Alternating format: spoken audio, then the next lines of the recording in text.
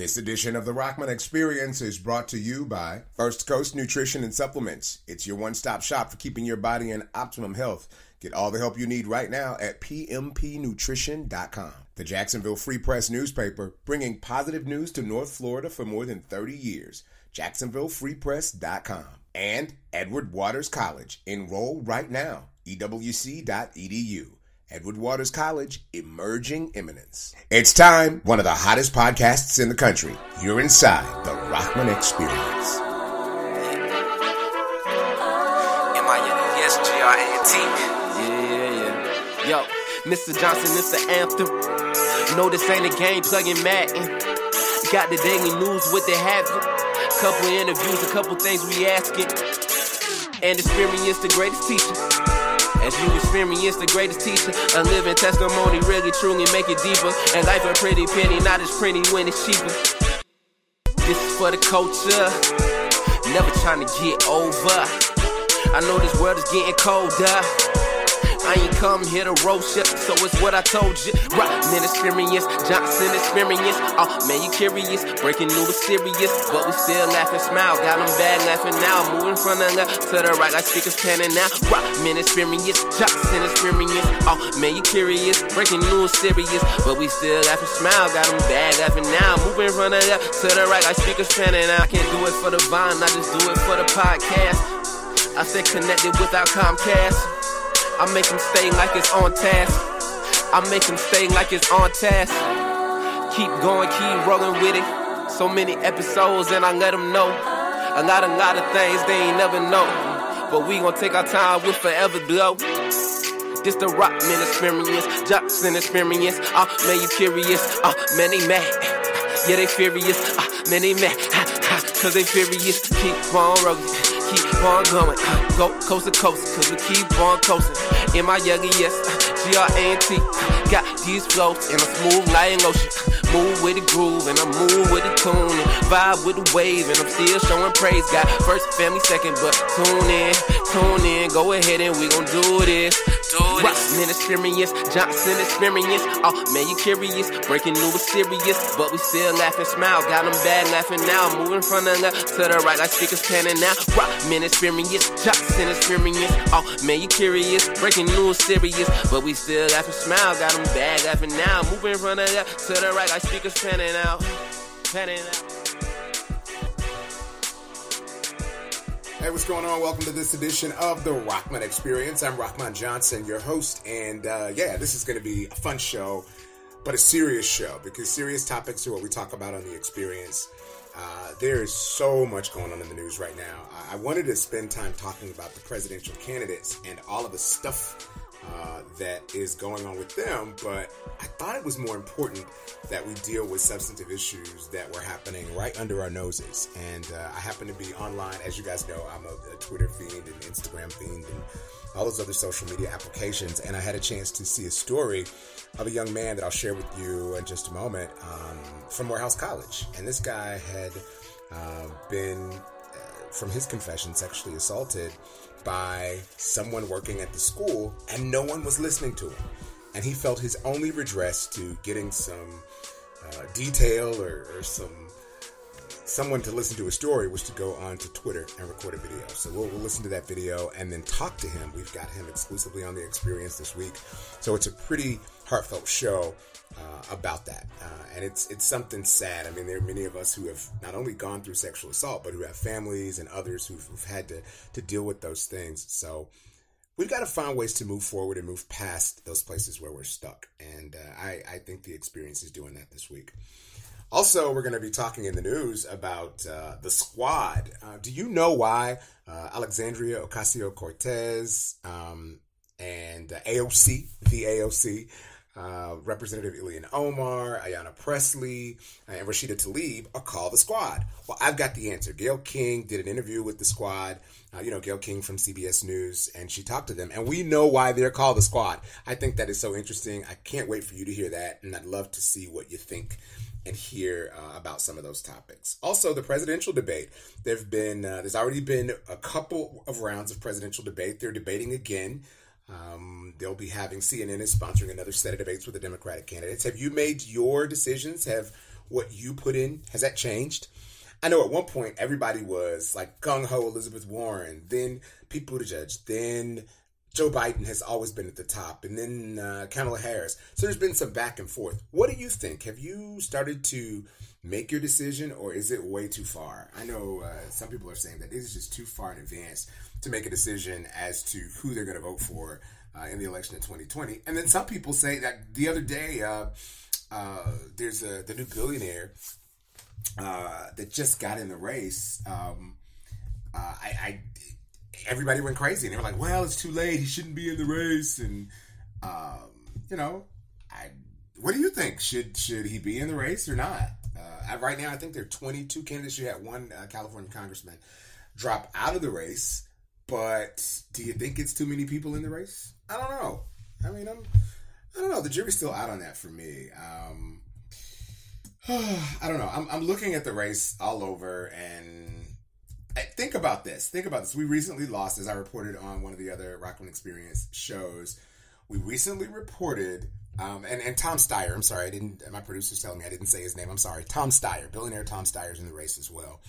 But the reason I bring up Tom Steyer, think about it. Some years ago, there was another reclusive billionaire who made an awful lot of money in Texas on software. And that billionaire who passed away recently was Ross Perot. He committed $63 million, which a lot of it he used toward television time and getting his name out there and spreading his message, right? Well, Tom Steyer has already committed $100 million to the presidential campaign.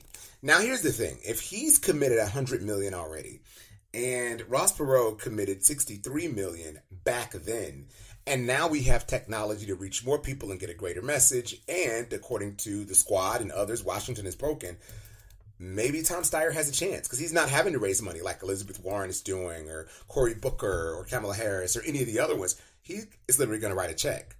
And that could be a game changer because we haven't seen that. And let's not forget that this is if I think I have my records correct, this is the first time in modern history, Ross Perot was, that you had a president who was an independent candidate and he came within a breath of winning. Literally a breath of winning the campaign. So this presidential race is shaping up to be something interesting. And as I said in one of the social media groups I'm in, I can't wait for the novel. The novel is going to be just amazing because somebody's going to write about this and it's going to be a political thriller. I guarantee you wait on it, you watch for it, it's coming. Also, Jeffrey Epstein. For those that don't know, Jeffrey Epstein is an FOT, friend of Trump, and also FOC, friend of Clinton. And this guy has been in jail under child pornography and sex trafficking charges. He was allegedly a mastermind of bringing wealthy men into contact with young girls, something that he liked himself. And he was New York, finally got him. I mean, he was in Florida, my state, and at that time, the federal attorney there declined to prosecute, came up with a deal, and that person became Secretary of Labor, who has since resigned from that position. But Jeffrey Epstein is kind of stuck in jail, and everybody is distancing themselves from him. So I wonder if that thing has more fallout. We can discuss all this stuff. We can. And I'd like to continue the discussion, as always. You know, even though the Rahman Experience comes on once a week, maybe we'll do a daily show. I don't know. Maybe we'll come. We'll see what you like. But if you want to continue the conversation, of course, you can follow me on Twitter at RahmanJ. That's at RahmanJ. Or on Facebook. Facebook.com/RahmanJFans. That's RahmanJ fans. Or you can also find me on Instagram. That's where I post the fun stuff, right? At RahmanJ. In fact, I went surfing this week. You'll find that over on Instagram. But yeah, I'd love to know what you think and eventually have you as a guest right here in the experience. So much to talk about this week. I'm so excited to have Michael Key on the show, and hopefully we can peel back the layers and get this guy some help and at least get people to hear him. All right. There's much more. But first, the news. President Donald Trump is just off the heels of a racist Twitter tirade that has many people around the country on fire. Now, in the tirade, he told 4 members of Congress to go back to where they came from, even though all 4 members of Congress are United States citizens. Now, Reps Alexandria Ocasio-Cortez, Ayanna Pressley, Rashida Tlaib, and Ilhan Omar, known as the Squad, were criticized for their opposition to the president. Only one is a naturalized United States citizen, which is Rep. Ilhan Omar. Now, after the incident, Congress took the unprecedented step, which hasn't been done in over 100 years, of voting to censure the president for his remarks. At a rally in North Carolina this week, Trump attacked Representative Omar while the crowd chanted and cheered, "Send her back." He looks down with contempt on the hard-working Americans, saying that ignorance is pervasive in many parts of this country.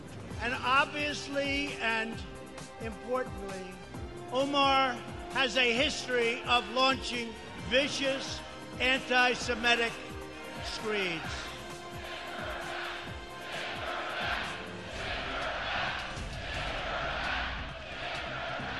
So just how did these four members of Congress get the title The Squad? Well, CBS News' Gail King sat down with the women and asked them, how did the Squad get formed and where did the name come from? Where did that come from? I asked. We're asked to do an interview because we each represent first. Mm-hmm. And at the end of the interview, they said, will you all take a picture? We took the photo, and I'm not sure who said it, but just within the context of social media culture, said, oh, let's just do a hashtag squad goals or something like that. It was squad goals. And then it morphed into this thing. But I've been saying in the days leading up to this moment that the reality is that anyone, to your point about it's not just about dismantling, but what we're intentional about building and fostering. Right. Anyone who is committed to the work of building a more equitable and just world is a part of the Squad. At present, the Squad has requested a meeting with Speaker Nancy Pelosi, and they're looking forward to meeting with her as soon as her schedule permits. In news of the really weird, a Colombian man was arrested in Barcelona at the airport after trying to smuggle a pound of cocaine in the country under his toupee. Authorities said his wig was disproportionate to everything else, and he was extremely nervous. Now, that cocaine was worth about 30,000 euros on the street. I've got pictures of it up on the Rahman Johnson Facebook page. You got to go check it out. Totally hilarious. I guess it gives an entirely new meaning to flipping the wig. All right, coming up in just moments, my exclusive interview with Michael Key, a student at Morehouse College, who said that his sexual harassment complaints went uninvestigated for some time until he took his message to Twitter. We'll talk to him exclusively as the Rahman Experience continues. We'll be right back. I'm a retired school psychologist, and helping people was my thing. After my stroke, when Meals on Wheels started, I was on the other end of the stick, so to speak. My name is Julius Gaines, creative writer, poet, photographer. 1 in 6 seniors faces the threat of hunger, and millions more live in isolation. Drop off a hot meal and say a quick hello. Volunteer for Meals on Wheels by donating your lunch break at americaletsdolunch.org. This message brought to you by Meals on Wheels America and the Ad Council. Welcome back to the Rahman Experience. So first, before we get into anything, I want you to listen to this video. It's the audio version of it, of course, but this is a video that was uploaded to Twitter just days ago. All right, so I'm finally ready to tell what happened. So since second semester of my freshman year, I was assaulted by a staff member at Morehouse College by the name of DeMarcus Cruz. And it got to the point where I went into a really bad depression and shit like that. And he started, he was kind of trying to force me to come out about my sexuality and shit like that. Making advances at me, telling me I need dick, comments and shit like that, right? And he told me, another comment he made was, didn't I tell your bitch ass to text me, if you need anything or anything like that? So these are the comments that DeMarcus made to me. I don't want to go into, detail of what actually happened because this video will be taking forever. But my freshman year, he used to do shit such as, hugging me, pinching on my cheeks and shit, just predatory shit like that. So, I never told my parents about it. I probably told, 1 or 2 of my friends about it. And it's really been bothering me. And I just started breaking down crying today because I told Title IX, I reported it the day after. I reported it to Title IX. And Terrain Bailey, and like I said, this was in the beginning of 2018. Terrain Bailey literally, was being condescending the whole time, acting like she didn't care. Canceled several meetings with me, never heard anything back from her. Comes to find out, she was fired. So that whole semester, plus first semester of my sophomore year, I didn't hear anything about it. So the following semester come, and I was just noticing, like, I was smoking more and shit like that, like shit that I don't normally do, right? And I was just fed up about the shit. So I talked to my parents about it, and like I said, we live in Chicago, so I called my parents, talked to them about it, and they drove down here within the next week. So we talked to Keisha Buggs, who works in Douglas Hall, and she said that everything would be handled. My parents started breaking down, crying and everything, and DeMarcus was in there while we were having this conversation. And now, I want to beg your forgiveness for some of the language, but I wanted you to hear that Twitter post in its entirety, because I wanted you to understand the raw emotion of what the student was going through. I also want to let you know that I did reach out to the Atlanta Journal-Constitution about their reporting on the story. I reached out to Morehouse College. I also reached out to the accused via social media on all of these cases and via email. And then finally, I reached out to Michael Key. Michael, who is the student who made the post, was the only one that responded, which is why we got him on the experience. I did get a note back from Morehouse College recently saying that they would be in touch, but the only thing they've done is put out the public statement. So I wanted to make sure that it was prefaced with all that information. But I just think our conversation was something that was enlightening, and it helps us understand that maybe the psyche is a little different when it comes to men of color and sexual assault.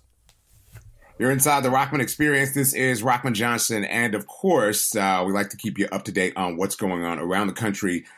There's some breaking news happening right now in Atlanta, Georgia at Morehouse College, where the Atlanta Journal-Constitution did an article about one student who was having some major issues. The article, which I reached out to the Atlanta Journal-Constitution, was written by Eric Sturgis, and a student at Morehouse College went on line because he was having problems getting Morehouse to hear him.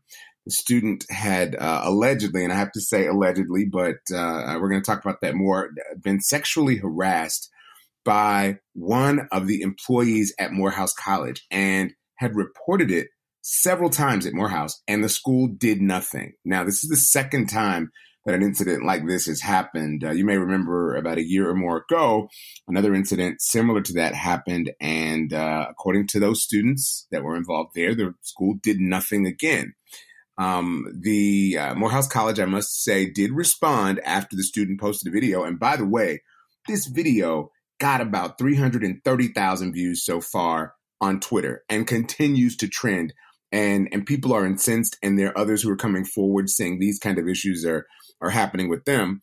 But Morehouse responded to the posts saying that they had launched a formal investigation and they were looking into it. And the president of Morehouse College did respond to the Student Government Association saying that they were going to get to the bottom of the issue. Coincidentally, the employee that was accused of this act has currently resigned. So whatever the pressure was that came about, that person resigned from his position at Morehouse College and made his tweets private. I did try to reach out to him for comment, but was not able to get in contact with him. However, I was able to reach out to the student who made the allegation. He's joining us now on the Rahman Experience. This is Michael Key. Michael, welcome. How you doing? Thank you so much. Doing well, man. First of all, before we get into the conversation, I want to just, as a college professor myself at a historically Black college, I want to thank you for having the courage and tenacity and conviction to come forward and not sit back and take it. So I'm with you. It should never have happened, regardless of the circumstances. But I want to applaud you, man, and thank you for stepping forward. Thank you so much. Yeah. So in this, right now, you are in the place of, you pretty much lost a year of college because, and when I say lost a year, your mind wasn't on classes and doing what you needed to do to go to school. You were focused on somebody taking advantage of you. Talk to me about that. So yeah, throughout that whole time period and like within that whole gap of that experience, like I just And it got to the point where I didn't even realize that I wasn't myself anymore, but I just started to like become more abusive with like drugs and stuff like that. And I was just showing unusual behavior. I was isolating myself from my friends. Right. I saw a decrease in my grades. And yeah, I just noticed like different behaviors that didn't define who I was. And to see him still walking around on campus was also a major distraction to my education and to my mental health as well. So, and you've got tons and tons of emails that you were reaching out to everybody you could saying, help me, I'm having these issues. This person's actually, based on your video, this person was literally putting their hands on you, right? Correct. Touching you in the face. Yes. And there's nothing that happened. Nobody did anything about it. No, I reached out to Title IX. I reached out to administration, and it's like they would respond, but they weren't giving me the answers that I needed or the help that I needed at all. I just kept getting the same responses. Something's gonna be done about it, and just getting a runaround like a lot of students have at Morehouse College. And I won't speak on other people's experiences, but I will say that there are similar stories to where Morehouse has ignored other people's problems pertaining to DeMarcus Cruz and like other sexual assault cases on campus. So and for those that don't know, go ahead. No, I was just gonna say, me not being heard by the administration and not being taken seriously really put me in deep depression and stuff like that, and it really had an effect on me. And I think that was the biggest thing. For those that don't understand, no person in the United States, this is how Title IX is written, that people in the U.S. cannot be discriminated against on the basis of or excluded from any participation on the basis of sex. They can't, especially when we're dealing with, not with anything, but the law says when it's dealing with federal funds, you cannot discriminate against a person. And Title IX was something that should have addressed that, because Morehouse does get federal funds. And according to Morehouse's office of the president, they did not know these things were going on. Let me ask you this, before we even go into a little more of what happened, and I want to go through as much as you can talk about. Are you getting the help now? I know you said that once your parents were informed and it was an embarrassing situation, so you had to go back. Your parents literally drove down from another state to come and be with you and help you, and even ended up breaking down crying. Are you getting the psychological and or mental help that you need to try to get back on track? Well, what I will say is that after this situation occurred, I did seek counseling at the Morehouse Counseling Center, and I had to wait about 2 weeks just to receive counseling. So I went to a session the last week of school, and they just recommended me to like other counselors within the Atlanta area, but I haven't had counseling yet. But that is the next step.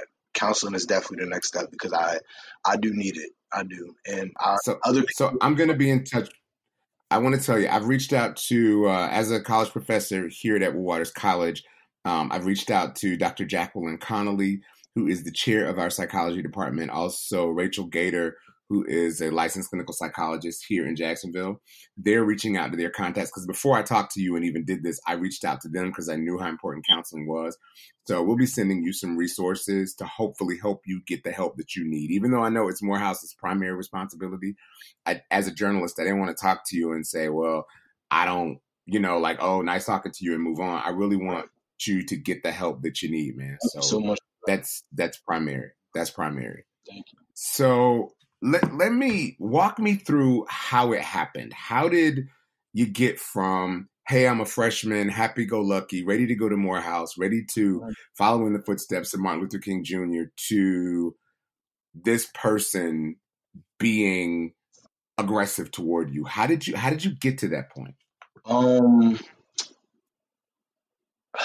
It all started the first day of NSO week, New Student Orientation Week. And I had met DeMarcus Cruz in front of Brazil Hall. And he gave me his card, and he just told me to call him if I needed anything. And I was like, okay, I didn't really think anything of it because I was a freshman. and he was a faculty member. So I was like, okay, he's just doing his job. And plus, I think his position was like student engagement or something like that. So I didn't really Right. So he had to connect with students. right. So I didn't really question it that much. Yeah. But I just noticed like he would talk to me more, and like he just treated me differently than other students. And I didn't, like I said, I didn't think anything of it. Like it started off as regular conversation, like nothing too like, he didn't go too overboard in the beginning, but I just started noticing things like him hugging me more, and it was him doing it in front of other students and pinching my cheeks and just getting way too close to me. And I feel like he felt like he had some type of ownership over me or something, because he was doing this in front of other students, and it was so blatant. You know what I mean? Like he didn't even try to hide what he was doing. And I understand that it's his job to, talk to students and stuff like that, but there are boundaries as well. So, yeah. Exactly. And you told this person it made you uncomfortable? Yeah, definitely. Correct? I told him it made me uncomfortable. I told my friends it made me uncomfortable. So I'm sure that he knows how I felt, because if I'm telling you and other people are, if it's word of mouth as well, then you should be aware of what you're doing. But on top of that, there's been other allegations in the past as well. So I'm sure he's very well aware of his actions. But to continue, like I was saying, yes, he was doing stuff like that to me during the fall semester. And I just made it my goal to like not to avoid him the following semester, because it was already bothering me towards the end of my freshman year. Like it was really bothering me, because I just really felt like I had no control in this type of situation because of how much power he holds on the campus. So I was just like crying more, like I was more angry. Like I said earlier, I was isolating myself. And one day I decided to go to the cafeteria, which was on January 30th of 2018. And as I was walking out, I saw DeMarcus Cruz in the cafeteria. So the first thing I thought of was just to avoid him and continue walking, but he ended up calling my name. And he was just saying things like, "Oh, you look really good this semester. Why didn't you look like this last semester?" And then just saying, didn't I tell you? Yeah. What? Wow. It gets worse than that. He was also making comments saying like, didn't I tell your bitch ass to call me if you need anything? Because he was assuming that I was going through a stressful situation last semester, because I apparently didn't look as good as I did the second semester. And then like he was just asking me like, were you having identity issues? Like what was going on? Like it's kind of like he was trying to force me to come out about something that he assumed about me. You know what I mean? And okay. So yeah, he was doing that. And then he was saying like, if you get you some dick, you'll be all right. So that was another comment he made. And just like throughout the whole semester, just making subliminal comments about my sexuality and who I choose to like talk to and stuff like that. So, which is something you had not said anything to him about. You didn't go to him or to anybody else. So I'm not sure what made him make those assumptions.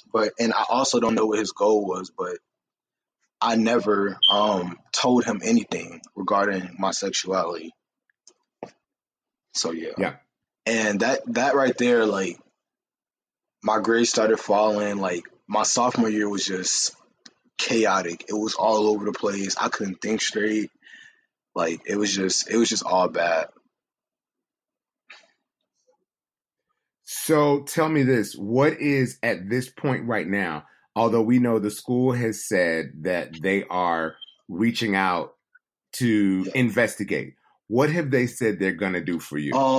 Nothing, to be honest. Like I spoke with Maurice Washington today, and I think he's like senior something for students. He's like some type of dean. I don't know his position, but he was basically saying that they're going to investigate it. They're so sorry that this happened. They didn't mean for this to happen to one of the students, and just like basically apologizing for what happened. But they didn't like they didn't. I mean, he sent me an email offering like telling me to go to counseling and stuff like that. Things that I've already done, you know. So basically, I've just been getting emails and calls from the school that I should have been getting before I even publicized this.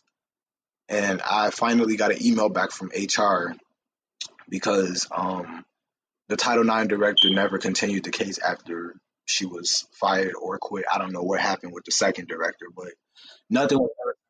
But nothing happened addressing your And concerns. like I said, I sent HR a message on July 9th, and they just now respond. They just responded this morning. So it took for this to come out for me to get a response. That was very vague as well. Like nothing.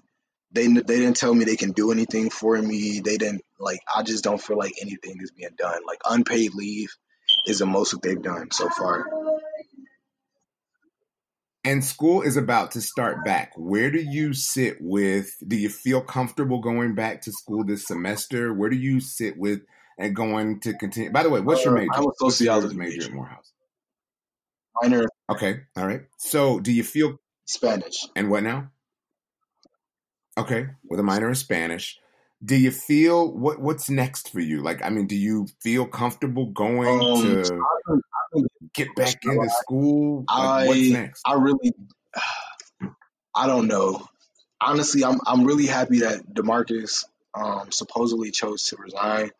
So I just and it's and again, that's what I'm noticing. According to it happened at 12:47 a.m. There was a tweet that was issued by him saying that since I tend to be such of a problem here at Morehouse, I'm going to resign. So I did see that. And I haven't gotten confirmation about that, too. Let's just be clear about that.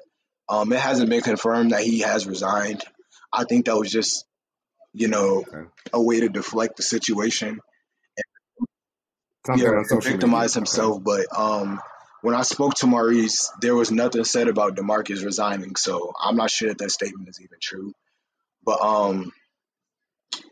that's I don't know if I want to go back. I do because I built so many like strong relationships with people, and I've built so many networking. I've connected with so many people there. Like I feel like I'm kind of established there, and I'm a very strong person as well.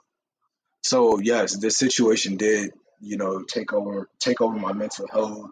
It really did affect me, but before going to Morehouse, I had a goal to finish. You know what I mean? And if I can get the administration out of there and the people who ignored me, and as well as DeMarcus, then that would be perfect for me. And as long as I can get justice for the other students as well, that means a lot. So I don't want this to like control the decision I know I want to make, because I know I can handle going back to Morehouse after this situation is over. Does this taint your view of historically Black colleges and universities? Like, do you look at HBCUs as a whole differently? And do you think, having put this on, I know you said there was an overwhelming amount of messages, direct messages and other notes and tweets that came in. And again, your video has been viewed almost 350,000 times. Do you think this is a problem across historically Black colleges or colleges as well? Is this like an isolated incident? To answer your first question, I do not. This does not make me look at HBCUs as a whole differently. However, it does make me look at the structuring of HBCUs and how they choose not only HBCUs but all colleges and universities. Because I've been getting messages from people that attend PWIs who have had similar experiences with professors and stuff like that. And I think, especially like with men not being comfortable coming out about stuff like this, I think that our schools in general just need to implement programs that are for the students and not for the administration and not for the protection of the administration. So, yes, this is a problem with HBCUs, but this is also a problem with PWIs. And it's just a problem everywhere, you know what I mean? So, and as a Black man myself, it's also something that we are taught that we're not supposed to talk about. Like the Me Too movement, nobody was talking about it or saying things about it because we are, with women, they were just wanting to move forward in careers or what have you. And so Me Too allowed women that voice. But especially as Black men, we are told that we're supposed to be stronger than, right? So you're not supposed to say anything about it. But then where do you go? I just feel like as Black men, we're kind of scared to be vulnerable and open up about these type of situations because of the way the world will view us. You know what I mean? And the fear of like emasculation and stuff like that, and just being looked at as weaker.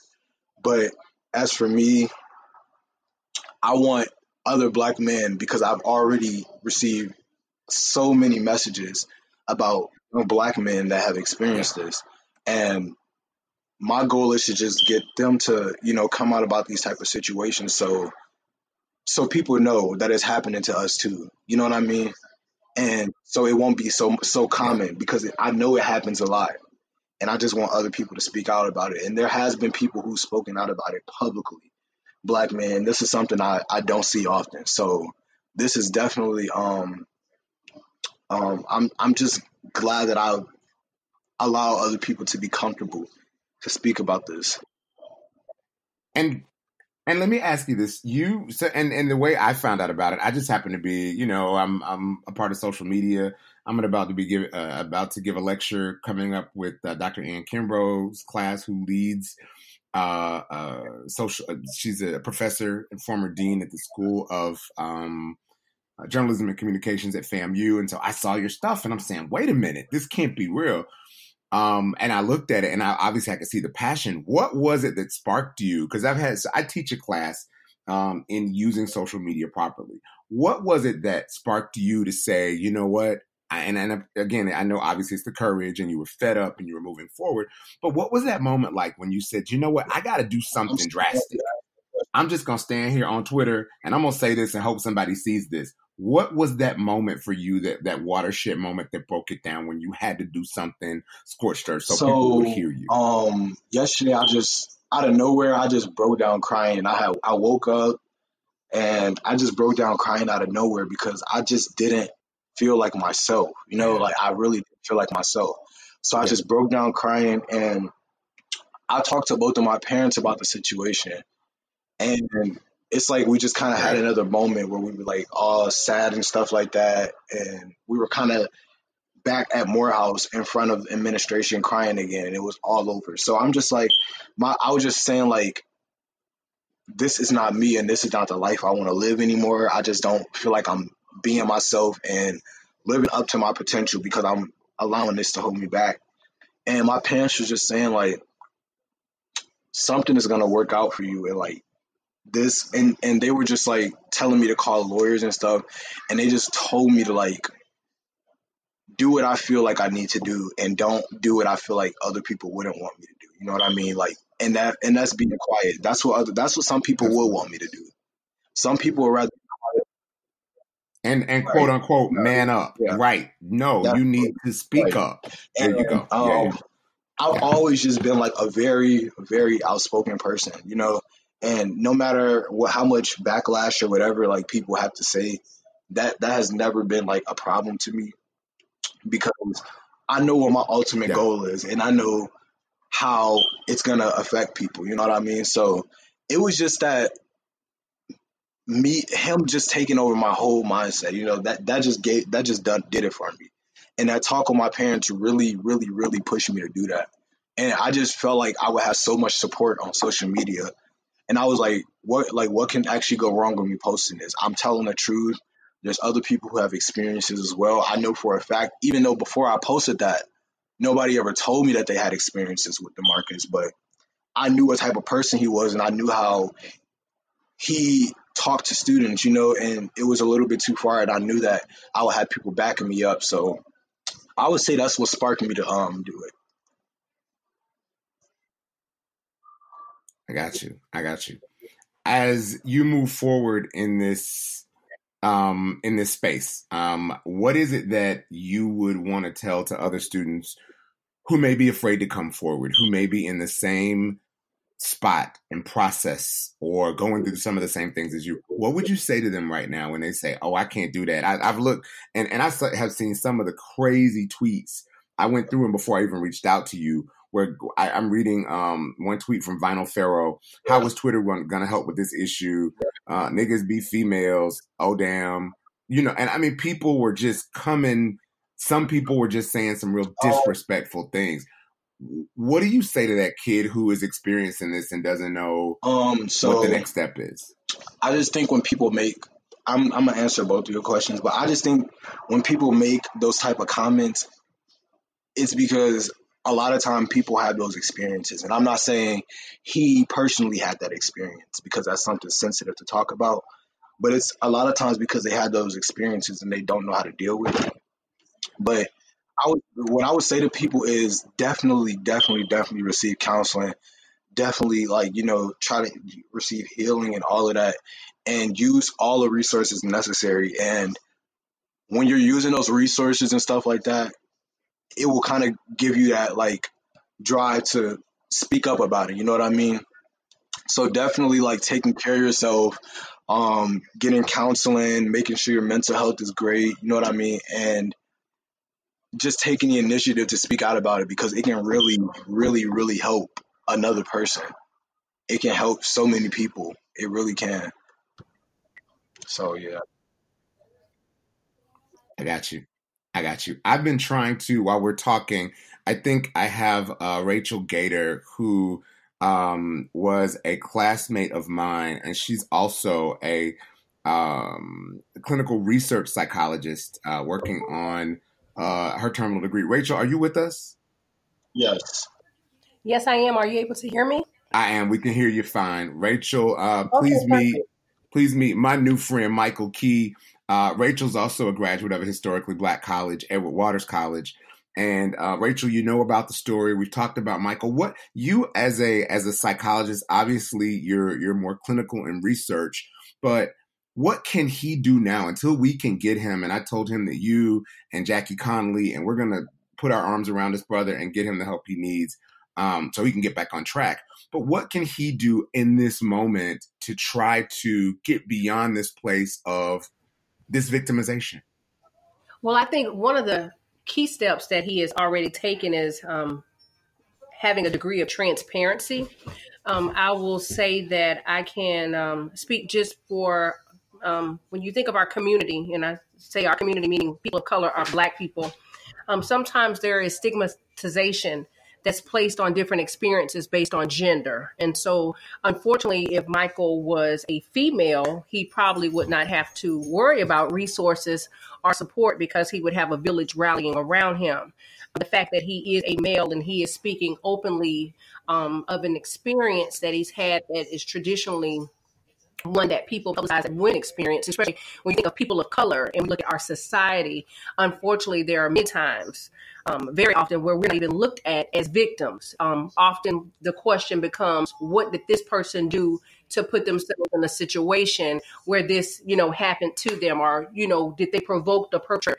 So in no way would we want to water down the experience that he has experienced, which is negative. And, when you think of college and you think of being at historically Black, university, you think of, the village, support, this is your laying your foundation of what your future is going to look like. And I would hate for, a lot of the positive experiences that he should be embarking on right now be overshadowed by this negative experience. I gotcha. Michael, let me ask you this. If you could, what is it that you want to see, especially and if you have any questions for Rachel while she's here, I'm sure she'll be more than happy to answer that question. But is there, where do you see, how do you see this coming to a resolution? I know you said you want to see a change in those administrators that did not hear you say, here I am. Right? You're screaming to the top of your lungs, here I am. And I've looked at your records. You've got emails, you've got phone calls, you've documented it, which as a freshman in college, you've done more than many people would have or could have done. So I applaud that as well. But how do we fix it? What does that look like to you, it being fixed? I just feel like it really can't be all on the students. I feel like with everybody coming out about it, I'm sure other colleges and universities, see the comments and see people telling their stories and stuff like this, I think that this is gonna force change within the way the Title IX system is structured in schools and stuff like that. So I definitely think that the students and like Twitter and Instagram and Facebook, everybody has like really shined a light on this and hopefully made administration aware. But I feel like we can only do so much to make them do their jobs and to be there for the students. So I'm not sure what the outcome will be as far as change in like the Title IX structure and like teachers and stuff. I mean, professors and like administration handling sexual assault cases. But I know what our goal is for it to be. And that's for them to just care about the students and listen to us and definitely like believe us. You know what I mean? Because I feel like with them neglecting this, a lot of it was because of like disbelief. And I really feel that way because with me speaking to the first Title IX director, she spoke to me in that tone as if she didn't believe me. So I just want them to know that these will be the consequences if you continue to neglect students and not believe them and just like sweep everything under the rug. Because if one person speaks out and a lot of other people are speaking out, more people are only going to come. The numbers are not going to stop. So I just want them to see where we're coming from and to hear us. And your Morehouse brother, Dr. Martin Luther King Jr., and I guess your alpha brother, Rachel, once said, correct. Injustice anywhere is injustice everywhere. You know, Rachel, are there any things you want to leave with Michael? And Michael, anything you want to ask Rachel before I hit you with my last question? I just want to know. Okay, we may have lost Rachel. Rachel? No, can you hear me? Go ahead. Okay, perfect. Okay, there you go. Yeah. There you go. Like how can I like become myself again? You know, like what's some steps? Like I know counseling, but I know like there's a lot of other things I can do. Wow, that's big. That's big. That's big. Are you speaking of going back to your normal self and your normal likes and pleasures and just being able to? Okay, I would say think about some things that you used to enjoy doing. I know sometimes we want to have people around us. And I know Rahman is an advocate of this, but I'm a firm believer. And sometimes it's good to just be by yourself, you know, not saying that you don't want to have social interaction, but sometimes we may enter into social settings looking for a sense of fulfillment that we may not even receive, even once we leave the room. I'm a firm believer. Sometimes we can still have a level of emptiness. So despite the room being crowded, you still can feel alone if you get a gist of what I'm saying. And so one thing I would encourage you to do is start to become more comfortable with yourself again, being comfortable in social settings, understanding what you like. Sometimes it's just going to the park, you know, doing some journaling, going to Starbucks, getting your favorite coffee, or, you know, just one thing I do is a lot of aromatherapy. And I like lemongrass and peppermint. Sometimes scents can cause you to kind of have a sense of euphoria. And so you don't always have to look for maybe some type of stimulant. And that would be like, and I told you to go to Starbucks, because Starbucks, sometimes you can just sit back and you can relax and you can just see social interaction. So you don't necessarily have to be the one that's interacting with someone, but just kind of like, you know, saying people watch. Sometimes that's refreshing, you know, where you don't feel the pressure of having to make a conversation, especially if you start to feel as if this experience has consumed your life, as well as conversations that people want to have with you. And you listen, and it's very fine if people want to talk about this and you don't want to. You know, you can let them know, let's talk about something else, or you can change the subject. You definitely want to make sure that you address what's going on, but you do want to make sure that you have some healthy coping skills, and that you have a strong support system. Always remember quality over quantity. So you might only have 2 or 3 people, but it's better than 30 that aren't really a good listening ear. Wow.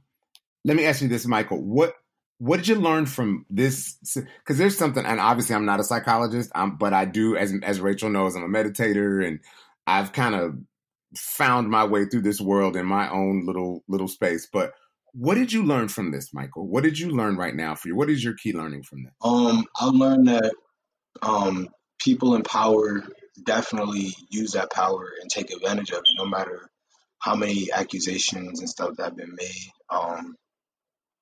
I've learned that although colleges and universities, they promise our parents to take care of us, they promise to be like the second parent to us while our parents are gone, as Morehouse has promised that to our parents as well as to the students.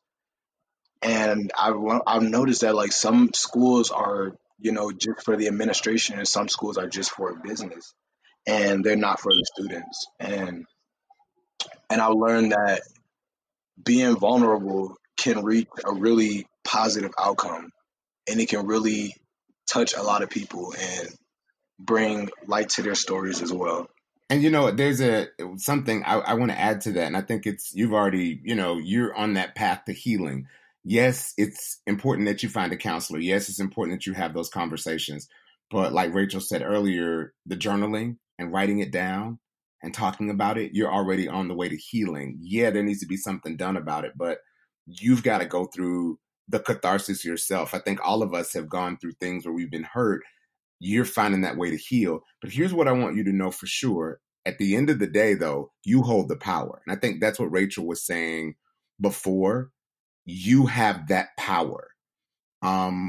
Yes, there are people who may have things that you need, i.e. scholarships, or may have information or knowledge that you need, but no one is, I don't care what things they have that you need, you at the end of the day own the power of yourself. And so just because I don't even want you to think of someone having that much power over you, I want you to retrain your way of thinking and knowing that I am great because I'm here. Get in the mirror, look in the mirror, tell yourself that, write it down, whatever you got to do, but own your space. And I've had to do that so many times. One of my dear friends, Rachel, our friend, presiding elder Elizabeth Gates, says often, you've got to teach people how to treat you. And I give you that, man. You can't allow people to come into your space and cloud up your space, and you got to teach folk how to treat you. And I'm honored that you took a moment to have this conversation with us, because someone else, somewhere else is going to hear this and they're going to heal from it, because they're going to be able to be transparent and authentic and to allow that space to start the healing process. So thank you for sharing, man. I really appreciate that. No problem. Thank you so much for having me. Yeah. And we're going to be in touch with you.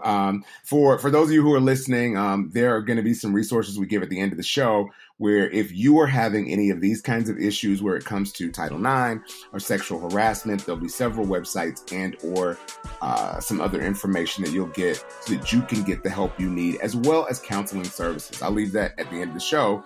We'll be right back with more of the Rahman Experience in just moments. My name is Lola Silvestri, and I'm going to be 95 this year. I was very independent. I fell, and I had to have Meals on Wheels. America, let's do lunch.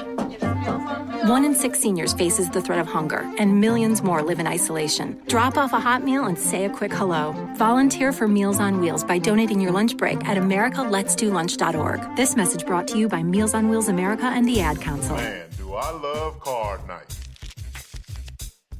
You ready, boys? You got a king? Go, fish dad. Oh, come on. This is WWE superstar Titus O'Neil. It only takes a moment to make a moment. Take time to be a dad today. Learn more at 877-4DAD-411 or visit fatherhood.gov. Brought to you by the U.S. Department of Health and Human Services and the Ad Council. Wow, what an interesting show, and a way for it to kind of evolve and to see that there could be issues right under our noses that we don't even know. And most times as black men, as I said earlier, we're just told to suck it up. So if you know somebody that is in a situation like this, try to speak to their empowerment and help them to find ways to be better. And I want to remind you that there is help out there for you if you need it. There are so many organizations that can help you get to where you need to go. One is BetterHelp, BetterHelp.com. If you have an issue with counseling or do need some counseling services, BetterHelp is there to help you get better. And they can also refer you to places within your community that can help things work out for the better. Also, special thanks to Rachel Gator and the Association of Black Psychologists for their work, and we're working to get Michael Key some help. Also, if it does get this bad, there's always somebody you could talk to. The National Suicide Prevention Hotline, that number is 800-273-8255. That's 1-800-273-8255, TALK. Call and talk to someone. Don't think that you have to go through things like this alone. That's what's key. Well, I do appreciate you for spending some time with me inside the experience. Thank you so much to all of my producers, Hayden Cummings, to Alvania Durbin, Linton Meggie, Helena Smith, all of the people who contributed to make the experience the best. Thank you guys. And there's more to continue. If there's a topic you think you want to hear or that you want to talk about, reach out to me on social media at Rahman J on Twitter or Instagram, or on Facebook at Rahman J Fans. That's facebook.com/Rahman J Fans. I look forward to seeing you in the future. And remember, the opportunity to change the world is right there within. All you have to do is use it. I'll see you soon. Be amazing.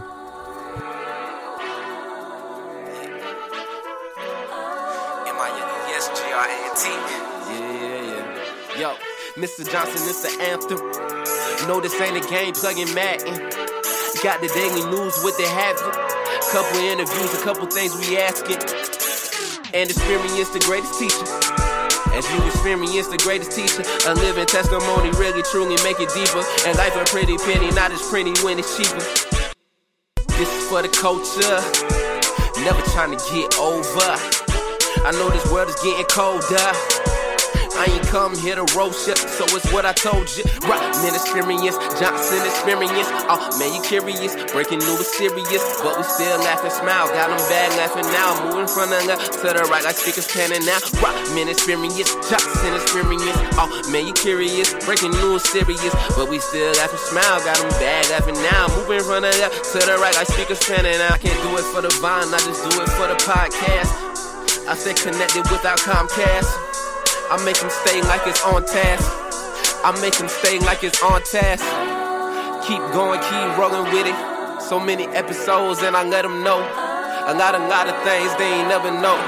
But we gon' take our time, we'll forever glow. This the Rahman experience, Johnson experience. Oh man, you curious? Oh man, they mad. Yeah, they furious. Oh man, they mad. Cause they furious. Keep on rolling. Keep on going, go coast to coast, cause we keep on coasting. In my youngin', yes, G-R-A-N-T. Got these flows and I'm smooth like an ocean. Move with the groove and I move with the tune. And vibe with the wave and I'm still showing praise. Got first, family second, but tune in. Go ahead and we gon' do this. Rahman experience, Johnson experience. Oh man, you curious? Breaking news serious, but we still laugh and smile. Got them bad laughing now, moving from the left to the right like speakers panning now. Rahman experience, Johnson experience. Oh man, you curious? Breaking news serious, but we still laugh and smile. Got them bad laughing now, moving from the left to the right like speakers panning out.